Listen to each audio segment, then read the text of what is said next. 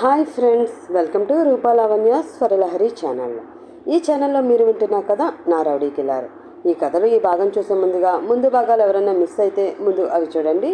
అలాగే first time ఈ channel చూస్తున్న వాళ్ళు ప్లీజ్ లైక్ చేసి, షేర్ చేసి, సబ్స్క్రైబ్ చేసుకుని మీ సపోర్ట్ ఛానల్కి అందించండి.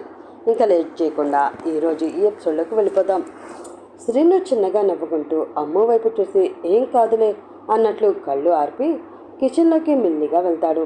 శ్రీను లోపలికి వెళ్ళగానే కిచెన్ డోర్ క్లోజ్ చేసి లాక్ చేస్తాడు. ఒక్కసారిగా చూస్తున్న అందరూ ఉలిక్కిపడి ఒకరి మొహాలొకరు చూసుకుంటుంటారు. సుజాత గారు చూసినా మాట్లాడలేని పరిస్థితి. తనుకి అసలు అక్కడ ఏం జరుగుతుందో తెలీదు. రాజేష్ మాత్రం ఇబ్బందిగా హిహిహిహి అని నవ్వలేక నవ్వుతూ ఉంటాడు. మనసులో మాత్రం ఊరే తిక్కలోడా, పిల్లని చేసుకుంటూ తల్లిని లోపలికి తీసుకెళ్ళడం ఏంట్రా మెంటలోడా, నేను అర్జెంటుగా వీళ్ళందరినీ వేరే విషయంతో డైవర్ట్ చేయాలి, లేదంటే ఏమైపోతారో ఏంటో అని ఇంకో పక్క లోపల శ్రీను ఏం చేస్తున్నాడో అని కంగారు పడుతూ ఉంటాడు. అమ్మ పరిస్థితి కూడా అలానే ఉంది. ఒక పక్క వాళ్ళమ్మ ఏం చేస్తుందో అని, ఇంకో పక్క శ్రీను ఏం చెప్పి వాళ్ళమ్మని ఒప్పిస్తాడా అని టెన్షన్తో చేతులు నలిపేసుకుంటూ ఉంటుంది. పావుగంట అవుతుంది కానీ ఇద్దరు బయటికి రారు. అందరిలో టెన్షన్ స్టార్ట్ అవుతుంది. అలేఖ్య మెల్లిగా అందరి వైపు చూసి చిన్నగా నవ్వుతూ మొహమాట పడుతూనే ఆ డోర్ దగ్గరికి వెళ్ళి డోర్ పైన చెవి ఆనించి లోపల ఏం జరుగుతుందో వినడానికి ట్రై చేస్తుంది. కానీ లోపల నుంచి ఏ సౌండ్స్ రానే రావు. తలుపు కుట్టి చూద్దాం అని కొట్టేలోపు అలేఖ్య వద్దు, కాసేపు వెయిట్ చేద్దాం రా అని పిలుస్తారు వాళ్ళ నాన్న.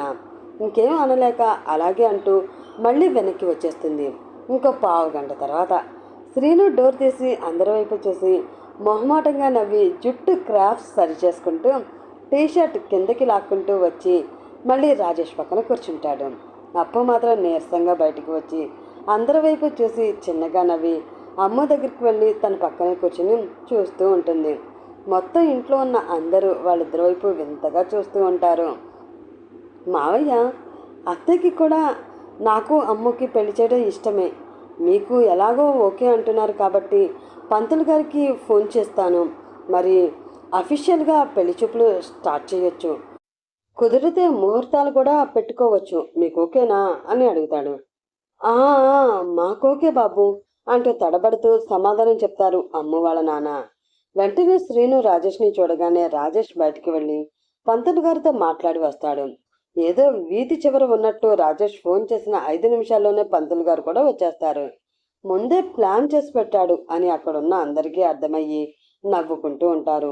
అప్పు మాత్రం మొహం నీరసంగా పెట్టుకుని ఈ తతంగం ఎంతో తొందరగా అయిపోతుందా అని వెయిట్ చేస్తూ ఉన్నట్లు కనిపిస్తూ ఉంటుంది. అమ్మ మెల్లిగా అప్పు దగ్గరికి వచ్చి చెవిలో అమ్మా ఏమైంది, అంతా ఓకే కదా అని స్లోగా అడుగుతుంది. నీ బొందా, నీ పెళ్ళి నా చావుకొచ్చింది అంటూ మళ్ళీ శ్రీను వైపు చూసి హిహిహి అని నవ్వుతూ ఉంటుంది. అసలు శ్రీను ఏం చేశాడు అని అమ్మ కూడా ఆశ్చర్యంగా శ్రీను వైపు చూస్తూ ఉంటుంది. శ్రీను ఎవరు చూడట్లేదని కన్ఫర్మ్ చేసుకుని అమ్మ వైపు చూసి కన్ను కొడతాడు. వెదవ, నా కూతుర్ని ఇలా మాయ చేసే లవ్లో పడేస్తున్నాడు మాయలోడు వీడు అని అప్పు మనసులోనే తిట్టుకుంటూ ఉంటుంది. శ్రీను కన్ను కొట్టగానే అమ్మ షాక్ అయ్యి సిగ్గుపడుతూ తల కిందకి దించేస్తుంది. లవ్ మ్యారేజ్ అని ఏమీ అనుకోవద్దు అల్లుడు గారు, మీ ఇద్దరికీ మాకున్నది అంతా సమానంగా ఇస్తాం, అదే మా కూతుళ్ళకి మా తరపు నుంచి ఇచ్చే ఆస్తి అంటూ నీరజ్ వైపు శ్రీను వైపు చూసి చెప్తూ ఉంటారు అమ్మ వాళ్ళ నాన్న. అదేంటి మావయ్య అలా అంటారు, ఇక నుంచి మీకు 2 కూతుళ్లతో పాటు 2 కొడుకులు కూడా అంటాడు నీరజ్. శ్రీను వైపు కూడా చూసి అవును అంటాడు శ్రీను కూడా నవ్వుతూ. బాబు, మీ ఇద్దరి జాతకాలు చాలా బాగా కలిశాయి, ఇంకో నెల రోజుల్లో మంచి ముహూర్తం ఉంది, మీరు ఓకే అంటే ఆ ముహూర్తమే ఖాయించేస్తాను అంటారు పంతులు గారు. మా అమ్మాయి జాతకం మీకెలా తెలిసింది అని అప్పు అనుమానంగా అడుగుతుంది. వెంటనే ఏమో అమ్మ, శ్రీను గారు నాకు మీ అమ్మాయిది అనేది 2 జాతకాలు ముందే ఇచ్చారు అని పంతులు గారు అనగానే మంచిది అంటుంది అప్పు శ్రీను వైపు చూస్తూ. అప్పు చూడగానే శ్రీను సిగ్గుపడుతున్నట్లు తెగ నటించేస్తూ మెలికలు తిరిగిపోతూ ఉంటాడు. ఓరి వీడి యాషాలో అని రాజేష్ కళ్ళు పెద్దవి చేసి వింతగా చూస్తూ ఉంటాడు. శ్రీను గారు, మీరు అడిగినట్లే మీ చెల్లికి రాజేష్ గారికి కూడా అదే ముహూర్తంలో పెళ్లి ఖాయం చేసేయమంటారు కదా అని అడుగుతారు పంతులు గారు. శ్రీను అవునన్నట్లు తల ఊపగానే స్వస్తి స్త్రీ చాంద్రమానేనా అని స్టార్ట్ చేసి పంతులు గారు పెళ్లి డేట్ కూడా కన్ఫర్మ్ చేసి చెప్తారు. మొత్తం అందరూ సంతోషపడతారు. మావయ్య గారు అంటూ తను పిలుస్తుంది. చెప్పమ్మా అని అమూల్య వాళ్ళ నాన్న పలకగానే పంతులు గారు మాకు ఇంతకు ముందే చెప్పారు. ఈ రోజు ముహూర్తం కూడా బాగుంటుందట. అన్నయ్య వదినకి ఎంగేజ్మెంట్ కోసం అన్ని రింగ్స్ తెచ్చాము. మీ అందరికీ ఓకే అయితే వాళ్ళు మార్చుకుంటారు అంటుంది. అప్పు ఏదో సెటర్ వేయాలని నోటు ముందు వరకు తెచ్చుకుని ఆ అని నోరు తెరిచేసరికి శ్రీను చురుగ్గా అప్పు వైపు చూస్తాడు. అంతే. అప్పు 2 చేతులతో తన నోరు మూసుకుని తల అడ్డంగా ఊపుతూ చేసుకోండి చేసుకోండి, కానివ్వండి కానివ్వండి అంటుంది. అది చూసి అమ్మ వాళ్ళ నాన్న షాక్ అవుతూ ఆహా, నా పెళ్ళానికి ఒక అరగంటలోనే శ్రీను ఎంత బాగా కంట్రోల్లో పెట్టాడు, అదేంటో నేను కూడా తెలుసుకోవాలి అని మనసులో అనుకుంటూ నవ్వుకుంటూ ఉంటాడు. పంతులు గారు కూడా వెంటనే మరి ఇంకెందుకు ఆలస్యం, ఇప్పుడు ముహూర్తం బాగానే ఉంది, ఇద్దరు ఉంగరాలు మార్చుకోండి అంటారు. అమ్మ శ్రీను ఒకరినొకరు చూసుకుని నవ్వుకుంటూ లేచి నిల్చుంటారు. అందరూ దగ్గరగా వచ్చి అక్కడే ఉన్న అక్షంతలు తీసుకుంటారు.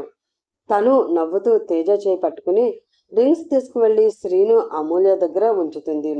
నీరజ్ అదంతా పక్క నుంచి కెమెరాతో వీడియో తీస్తూ ఉంటాడు సంతోషంగా.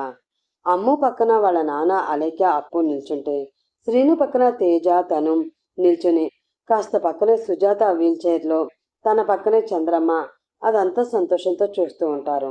అమ్ము శ్రీను ఒకరి కళ్ళలోకి ఒకరు చూసుకుంటూ ఆనందంగా రింగ్స్ మార్చుకుంటారు. కరెక్ట్గా అదే టైంకి తేజకి అంటే రాజేష్కి ఫోన్ వస్తూ ఉంటుంది. అందరూ హో అని అరుస్తూ చప్పట్లు కొడుతూ ఉంటారు. అక్కడ మాట్లాడుకోవడం ఎందుకులే అని రాజేష్ పక్కకెళ్ళి ఫోన్ మాట్లాడి సీరియస్గా వచ్చి వెంటనే నీరజ్ కొంచెం టీవీ ఆన్ చేస్తావా అని అడుగుతాడు.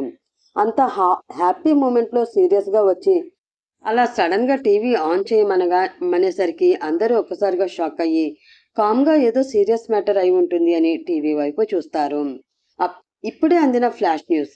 2 రాష్ట్రాలని గత కొద్ది సంవత్సరాల నుంచి తన చెప్పు చేతల్లో ఉంచుకున్న the great business man Srinivas Anirudh Varma తనని మోసం చేశాడు అంటూ ఒక అమ్మాయి పోలీస్ స్టేషన్లో కేసు పెట్టింది. ఇప్పటి వరకు ఆయన పైన ఎన్ని కేసులు ఉన్నా ఒక్కటి కూడా నిలవకపోవడం గమనార్హం. ఒక ఆడపిల్ల ఇప్పుడు తనంతట తానే తనకు అన్యాయం జరిగింది అని అతనిపై కేసు పెట్టింది. కనీసం ఇదైనా నిలబడుతుందా, ఆ అమ్మాయికి న్యాయం జరుగుతుందా అని అందరూ మాట్లాడుకుంటున్నారు అని వీడియోలు మధ్య మధ్యలో చూపిస్తూ ఉంటారు. శ్రీను డౌన్ డౌన్ అంటూ అప్పుడే కొంతమంది ఆడవాళ్లు రోడ్డుపై కూర్చుని కార్డ్స్ పట్టుకుని అరుస్తూ ఉంటారు. ఛానల్ మార్చకుండా చూడండి, మీ న్యూస్ తక్కువ, యాడ్స్ ఎక్కువ ఛానల్ అంటూ బ్రేకింగ్ న్యూస్ని బ్రేక్ లేకుండా తెలుగుని బ్రేక్ చేస్తూనే చెప్తూ ఉంటుంది ఒక న్యూస్ రీడర్. అంతే, అక్కడ ఉన్న అందరూ షాక్తో టీవీనే చూస్తూ ఉండిపోయారు. శ్రీను రాజేష్లకి కూడా ఒక నిమిషం అక్కడ ఏం జరుగుతుందో అర్థం కాదు. మొత్తం అందరూ షాక్ అవుతూ టీవీ వైపు శ్రీను వైపు చూస్తూ ఉంటారు. శ్రీను రింగ్ పెట్టి ఇంకా అమ్ము చేయి పట్టుకుని అదంతా టీవీలో చూస్తూ ఉంటాడు. ఏం చెయ్యాలో ఏమనాలో అర్థం కాక అమ్ము వైపు బాధగా చూస్తూ ఉంటాడు. అమ్ము కూడా ఆశ్చర్యంతో శ్రీనుని చేసి మళ్ళీ వెంటనే తన ఎడమ చేయి పట్టుకున్న శ్రీను చేతిని తన కుడి చేతితో శ్రీను చేతిని పట్టుకుని ఏమీ కాదు అన్నట్లు కళ్ళు ఆర్పి చిన్న నవ్వు నవ్వుతుంది. ఇది చాలు కుల్ఫీ, ఎవరు నమ్మినా నమ్మకపోయినా నువ్వు నమ్మితే చాలు, నాకు 1000 ఏనుగుల బలం వస్తుంది, ఎలాంటి ప్రాబ్లం అయినా ఈజీగానే సాల్వ్ చేయగలుగుతాను. ఇదంతా నన్ను విడగొట్టడానికే నా ఎనిమిస్ చేస్తున్నారు, ఇది నువ్వు నమ్ముతున్నావు కదా, అది చాలు అంటాడు హ్యాపీగా ఫీల్ అవుతూ. మన మధ్యలోకి ఎవరొచ్చినా మనల్ని ఎవరు విడదీయలేరు. నీ మీద నాకు నా మీద నీకంటే ఎక్కువ నమ్మకం ఉంది, వెళ్ళి ఆ అమ్మాయి సంగతి ఏంటో చూడు అంటుంది నవ్వుతూ అమ్ము. అలాగే అంటూ అమ్ము అమ్మా నాన్నల వైపు ఒకసారి చూసి ఇదంతా నిజం కాదు, ప్లీజ్ నన్ను నమ్ముతారని అనుకుంటున్నాను, నేను వెళ్ళాలి, మళ్ళీ వస్తాను అని సీరియస్గా అక్కడి నుంచి రాజేష్ని తీసుకుని బయటకు వచ్చి ఎవరికో కాల్ చేస్తాడు శ్రీను. నెక్స్ట్ మినిట్లోనే రైమంటూ 4 కార్లు వచ్చి ఆగుతాయి. అందులో ఒక కారులో తను సుజాత చంద్రమ్మలను ఎక్కించి ఇంకొక కారు వాళ్ళ వెనకనే సెక్యూరిటీగా వెళ్ళమని చెప్పి ఇంటికి పంపించేస్తాడు. ఈలోపు రాజేష్ పంతులు గారికి డబ్బులిచ్చి మళ్ళీ కలుద్దామని పంపించేస్తాడు. రాజేష్ శ్రీనులు మిగతా కార్స్లో సెక్యూరిటీతో హడావిడిగా ఎక్కడికో వెళ్ళిపోతారు. శ్రీను వాళ్ళు వెళ్ళిపోగానే అమ్ము అంటూ అలేఖ్య వచ్చి అమ్ము చేయి పట్టుకుంటుంది. అమ్ము మాత్రం నార్మల్గానే రియాక్ట్ అయ్యి ఏం కాదక్క అంటూ వాళ్ళ నాన్న దగ్గరికి వెళ్ళి, నాన్న, శ్రీనుపై నాకు నమ్మకం ఉంది, తనని నమ్మండి ప్లీజ్, తను తను ఏ తప్పు చేయడు అంటుంది. నీకు శ్రీను పైన నమ్మకం ఉంది, మాకు నీ పైన నమ్మకం ఉంది, కంగారు పడకు, అంతా మంచి జరుగుతుంది, నిజం నిలకడ మీద తెలుస్తుంది అంటారు కదా. నిజంగా శ్రీను ఏ తప్పు చేయకపోతే తొందరలోనే తెలుస్తుంది, అంతవరకు మనం వెయిట్ చేద్దాం, మరేం పర్లేదు అంటారు ఆయన. అలా అనగానే అమ్ము చాలా హ్యాపీగా ఫీల్ అవుతుంది. కానీ అమ్ము వాళ్ళ అమ్మ అప్పు ఇంకా ఇంకా ఇప్పుడే కదా ఒప్పుకుంది, మళ్ళీ వెంటనే ఎలాంటి న్యూస్ తెలిసాక తన రియాక్షన్ ఎలా ఉంటుందో అని కంగారు పడుతూ అప్పు వైపు చూస్తుంది. అప్పు కూడా అమ్ము చూపు అర్థమై, శ్రీను మంచివాడే, నాకు ఆ విషయం అర్థమైంది, నువ్వు కూడా తొందరపడకమ్మా, మీ నాన్న అన్నట్టు నిజం నిలకడ మీద తెలుస్తుంది, వెళ్ళి డ్రెస్ చేంజ్ చేసుకో, నేను లంచ్కి ఏమైనా ప్రిపేర్ చేస్తాను అంటూ కిచెన్లోకి వెళ్ళిపోతుంది. అప్పు అలా మాట్లాడేసరికి అమ్ము వాళ్ళ నాన్న, అమ్ము, అలేఖ్య, నీరజ్ కూడా షాక్ అవుతారు. శ్రీను రాజేష్ కారులో వెళుతుండగానే డిఐజీకి ఫోన్ చేసి, ఏం జరుగుతుంది అసలు, నా మీద ఎవరో అమ్మాయి కేసు పెట్టడం ఏంటి, మీకు తెలియకుండానే ఇదంతా జరుగుతుందా అంటూ సీరియస్గా అడుగుతాడు శ్రీను. లేదు శ్రీను, నిజంగా నాకు తెలియదు, తెలుసుంటే ఖచ్చితంగా నేనే నీకు ముందు ఇన్ఫార్మ్ చేసేవాడిని, ముందుగా ఈ విషయం మీడియా వరకు వెళ్ళింది, ఆ తర్వాత కేసు ఫైల్ చేశారా లేదా అని మీడియా వాళ్ళతో సహా వచ్చి అడిగితే ఇంకా వేరే ఆప్షన్ లేక కేసు ఫైల్ చేశామని ఆ ఎస్ఐ నాకు ఫోన్ చేసి చెప్పారు అంటాడు డిఐజీ. ఆ అమ్మాయి డీటెయిల్స్ నాకు కావాలి, ఏ ఏ ఎస్ఐ ఆ కేసు ఫైల్ చేశాడో అతని పేరు, ఇంకా నాకు స్టేషన్ డీటెయిల్స్ చెప్పండి, నేను అక్కడికి వెళ్తాను అంటాడు శ్రీను. అలాగే, నేను ఇంకో 5 minutesలో నీకు డీటెయిల్స్ పంపిస్తాను అంటాడు డిఐజీ. డిఐజీ డీటెయిల్స్ పంపించాక డైరెక్ట్గా అక్కడికి వెళ్తాడు శ్రీను, రాజేష్ ఇద్దరు. స్టేషన్ దగ్గరికి వెళ్ళి నేరుగా ఎస్ఐ దగ్గరికి వెళ్తారు. ఎస్ఐ శ్రీనుని చూడగానే లేచి నుంచుని, నమస్తే సార్, మీరు వస్తారని డిఐజీ గారు చెప్పారు, రండి కూర్చోండి అంటూ చైర్ చూపిస్తాడు. ముందు నాకు ఆ కంప్లైంట్ ఇచ్చిన వాళ్ళ డీటెయిల్స్ చూపించండి అంటాడు శ్రీను సీరియస్గా. అలాగే సార్ అంటూ రెడీగా ఉంచిన ఫైల్ తీసుకువెళ్ళి శ్రీను చేతిలో ఉంచుతాడు సిఐ. శ్రీను, రాజేష్ అందులో కంప్లైంట్ ఇచ్చిన వాళ్ళ పేరు చూడగానే వాళ్ళ కళ్ళు అక్కడే ఆగిపోయాయి. అక్కడ ఉన్న పేరు షారా. శ్రీను ఎస్ఐ వైపు చూస్తూ, ఓకే థ్యాంక్ యూ అంటూ ఆ ఫైల్ తిరిగి ఎస్ఐకి ఇచ్చేస్తాడు. రాజేష్ వెంటనే అందులో షారా ఫోన్ నంబర్తో పాటు కంప్లైంట్ ఇచ్చిన స్టేట్మెంట్కి కూడా ఫోన్ కెమెరాతో ఫోటో తీస్తాడు. బయటకు వచ్చిన వెంటనే, ఆ షారా ఇక్కడికి ఎలా వచ్చిందిరా, అది కూడా ఇన్ని సంవత్సరాల తర్వాత వచ్చి నీ మీద కంప్లైంట్ పెట్టడం ఏంటిరా, నాకేమీ అర్థం కావట్లేదు అంటాడు రాజేష్. ఇందులో అర్థం కాకపోవడానికి ఏముందిరా, ఆ షారా ఖచ్చితంగా మనల్ని ఫాలో చేస్తుంది, ఇన్నాళ్ళకి నాకు అమ్ముకి ఎంగేజ్మెంట్ అన్న విషయం తెలిసి ఇప్పుడు ప్లాన్ ప్రకారమే ఇలా కేస్ ఫైల్ చేసింది, తను ఏమైనా చేయని నన్ను అమ్ముని మాత్రం ఎట్టి పరిస్థితుల్లోనూ విడదీయలేదు, అందులో తన అడ్రస్ ఉంది కదా, అక్కడికి వెళ్ళి తనని కలుద్దాం పదా అంటాడు శ్రీను. ఈలోపు అక్కడికి బిలబిలామంటూ మీడియా వాళ్ళు అందరూ వచ్చి శ్రీనుని రౌండప్ చేసి, సార్, మీ మీద ఆ అమ్మాయి కేసు పెట్టింది కదా, అది నిజమేనా, నిజంగానే మీరు ఆ అమ్మాయిని మోసం చేశారా, మీరు చదువుకుంటున్నప్పుడే ఆ అమ్మాయితో మీకు పరిచయం ఉందా, ఇదంతా అమెరికాలోనే జరిగిందా, ఇన్ని సంవత్సరాల తర్వాత ఆ అమ్మాయి వచ్చి మీ మీద కేసు పెట్టింది, ఇన్ని రోజులు ఆ అమ్మాయి మీకు భయపడే బయటికి రాలేదా అంటూ ఒక్కో ఛానల్ ఒక్కో ప్రశ్న అడుగుతూ ఉంటారు. శ్రీను ఏమీ సమాధానం చెప్పకుండా చిన్నగా నవ్వుతూ, ఆ నవ్వుకి మొత్తం అందరూ భయపడిపోయి ఇంకేం అడగకుండా శ్రీను వెళ్ళడానికి దారి చేశారు.